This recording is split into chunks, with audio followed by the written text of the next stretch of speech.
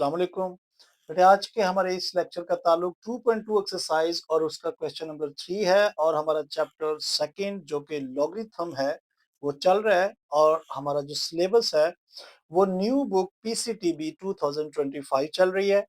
इसके अंदर देखें तो लेक्चर नंबर 17 के अंदर हम क्वेश्चन नंबर 3 के 6 पार्ट हैं। ये 3 मैंने आपके सामने लिखे हैं। सो बेटा देखें बहुत इंपॉर्टेंट एक्सरसाइज है ये। इसमें से शॉर्ट क्वेश्चन जो है वो बोर्ड के अंदर ज़रूर यहाँ से एक क्वेश्चन लिया जाता है। अब आप इसमें देखें आपने x की वैल्यू जो है वो फाइंड कैसे करनी है। आपके पास ये देखिए लॉगरिथम नोटेशन में नंबर लिखा हुआ है। अगर आपने इससे पिछला लेक्चर जो है वो नहीं देखा तो बेटा आपसे गुजारिश है एक नज़र आप उस लेक्चर को देख कर आएँ।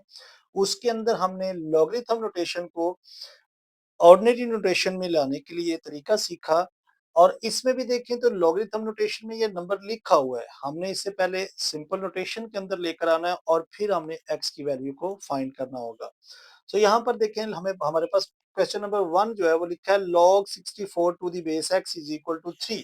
सो हम इसका तरीका कर क्या है, जैसे ही log को आप खत्म करेंगे सो जो भी log की बेस होगा दूसरी साइड पर जो नंबर है वो उसकी पावर बन जाएगा और जो नंबर log के साथ लिखा होगा वो आपने दूसरी साइड पर ट्रांसफर कर देना है। सबसे पहला तो ये काम आपने करना है कि जो भी log की बेस होगा और जो दूसरी साइड पर नंबर होगा वो उसकी पावर बनाना है और जो log के साथ नंबर लिखा होगा वो दूसरी साइड पर आपने ट्रांसफर करना है। सब में यही काम है, लेकिन अब आपने यहाँ पर असल काम यहाँ आ जाता है। आपने यहाँ पर आकर ये देखना है कि जिसको आपने फाइंड करना है वो आपका जो वेरिएबल x है वो किस फॉर्म में पड़ा हुआ है। यहाँ पर देखें तो ये नीचे बेस में पड़ा हुआ है। अगर हम इसका भी एक स्टेप कर लेते हैं, देखें ये यहाँ से इधर आएगा सो 5 की पावर x और 1 दूसरी साइड पर चला जाएगा। इधर देखें तो x की पावर 1 उधर से इधर आएगी और 8 दूसरी साइड पर ट्रांसफर हो जाएगा। तो अब आप तीनों क्वेश्चंस के अंदर जरा फर्क देखें। यहाँ पर x बेस में पड़ा हुआ है, पावर इसकी 3 है। यहाँ पर जिसको फाइंड करना है वो पावर फॉर्म में है, इधर भी बेस फॉर्म में है। यानी सबसे पहला काम आपने ये देखना है कि जिस नंबर को आपने फाइंड करना है वो क्या बेस में है या पावर में है।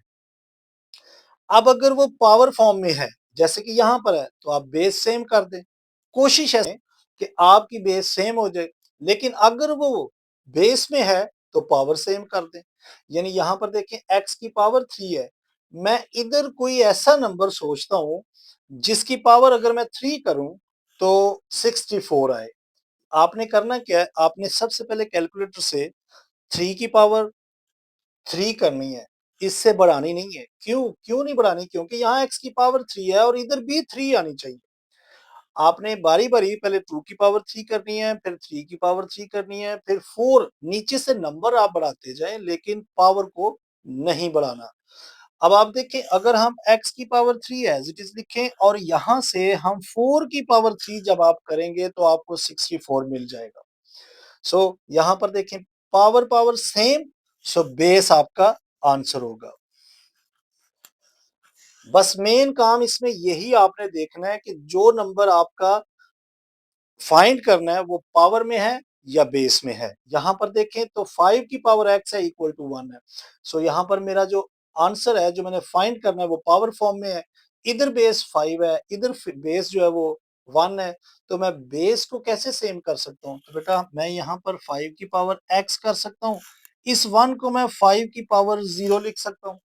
यानी कोई नंबर भी, दुनिया का कोई नंबर जिसकी पावर 0 होगी वो इक्वल टू 1 होता है। तो मैंने इस 1 को इस फॉर्म में लिख लिया कि 5 की पावर 0। सो देखें बेस बेस सेम है, सो x इज इक्वल टू 0 है।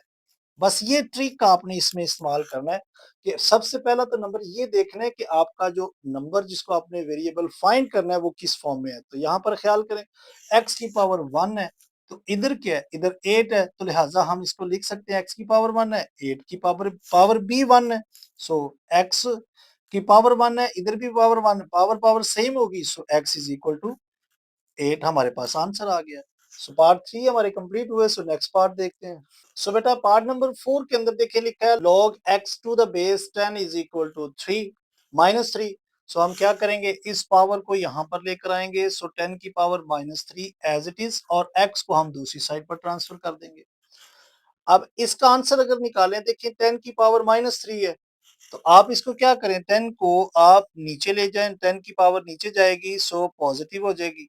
तो देखिए x हमारा बेस में है, सो लिहाजा यही हमारा आंसर आ जाएगा। यहाँ से हम इसको लिख लेते हैं 1 डिवाइडेड बाय 1000। यानी ये भी आंसर इसका ठीक है। अगर आप इसको पॉइंट में लेना चाहें तो बेटा देखिए 1010 इससे चला जाएगा, बाकी 2 जीरो इसके आगे आ जाएंगे और फिर 1 आ जाएगा, और ये पॉइंट हम इसकी इस पॉइंट को वाज़िया करने के लिए लगा देंगे, यानी x इज इक्वल टू 0.001। ये भी आंसर ठीक है, ये भी आंसर ठीक है। नेक्स्ट पार्ट में देखिए तो 4 की पावर ये नंबर इधर आएगा, सो क्या लिखेंगे हम, 4 raise to power 3/2 equal to x दूसरी साइड पर ट्रांसफर हो जाएगा। आप एक बात ख्याल कर रहे हैं यहाँ पर कि मैंने आपसे ये कहा है कि जब आपने इसको ऑर्डिनरी नोटेशन में लेकर आना है तो इसके साथ बेटा लॉग नहीं लिखना। अक्सर बच्चे ये गलती करते हैं, लिहाजा इधर भी और इधर भी लॉग नहीं लिखना, क्योंकि हम इसका लॉग तो ब्रेक कर रहे हैं यहाँ पर। अब ये देखिए हमारा x जो है वो बेस में पड़ा हुआ है, सो लिहाजा ये भी बेस ही है। हम इसको सॉल्व कर लेते हैं। सो यहाँ पर हम 4 को ब्रेक कर लेते हैं, 2 की पावर 2 लिख लेते हैं, बाहर पावर 3/2 एज इट इज है और इक्वल टू x है। ये देखें 2 2 से कैंसिल हो रहा है, सो 2 की पावर 3 बाकी बच रहा है इक्वल टू x। अब 2 की पावर 3 का मतलब है कि 2 3 टाइम आपस में मल्टीप्लाई होगा, यानी 2 multiply by 2 equal to x। तो देखिए तीनों को जब आप मल्टीप्लाई करेंगे सो 8 आ जाएगा, सो x इज इक्वल टू 8। अक्सर बच्चे इसको क्या करते हैं, 2 3 जार 6 कर देते हैं। तो बेटा देखिए 6 में और 8 में कितना डिफरेंस है, ये आपका आंसर गलत हो जाएगा। आपने इस नंबर को जितनी पावर हो उतनी बार अपने खोल देना है और खोलने के बाद इनको मल्टीप्लाई कर लेना है, जस्ट आपका आंसर आ जाएगा। x इस तरफ हो या इस तरफ हो कोई बात नहीं। लास्ट पार्ट देखें तो इंपॉर्टेंट पार्ट है, ये आपका x यहाँ से आएगा, सो 2 की पावर x बन जाएगा और 1024 आप दूसरी साइड पर ट्रांसफर कर दें। अब यहाँ पर देखिए आपका जो आंसर जिसको फाइंड करना है वो पावर फॉर्म में पड़ा हुआ है, लेकिन इक्वल टू 1024 है। अब यहाँ पर बेस 2 है, ये हमें एक हिंट मिल रही है कि इधर भी आप 2 रखें और 2 की पावर कुछ ऐसा बना लें कि वो 1024 आ जाए। तो बेटा आपने कैलकुलेटर से 2 की पावर को बारी-बारी 2 की पावर को पहले 5 करें, 6 करें, 2 को नहीं चेंज करना। 2 की पावर आपने पहले तो 2 करना है, फिर 3 4 5 ऐसे आप बढ़ाते जाएंगे। एक नंबर ऐसा आएगा जिसमें 2 की पावर अगर आप वो नंबर लिखेंगे तो 1024 आ जाएगा। तो हम क्या लिखेंगे, यहाँ पर देखें वो नंबर मैंने तो ढूंढ लिया है, 2 की power x as it is. इसको मैं लिख लेता हूँ 2 की पावर 10। देखिए अगर आप 2 की पावर 10 करेंगे सो 1024 आएगा। तो ये देखें बेस और बेस सेम, सो हमारा जो x है वो इक्वल टू 10 आ गया, यानी ये आपका आंसर भी यहाँ पर क्या हो गया, कंप्लीट हो गया। सो बेटा यहाँ पर हम आज के इस लेक्चर को खत्म करते हैं। क्वेश्चन नंबर 3 जो है वो हमारा कंप्लीट हो चुका है, इंपॉर्टेंट पार्ट है। आप इसको एक बार दोबारा से अगर समझ ना आए तो वीडियो को आपने दोबारा से देखना है। इंशाल्लाह मैं उम्मीद करता हूँ कि आप इसको बखूबी समझ के कर सकेंगे।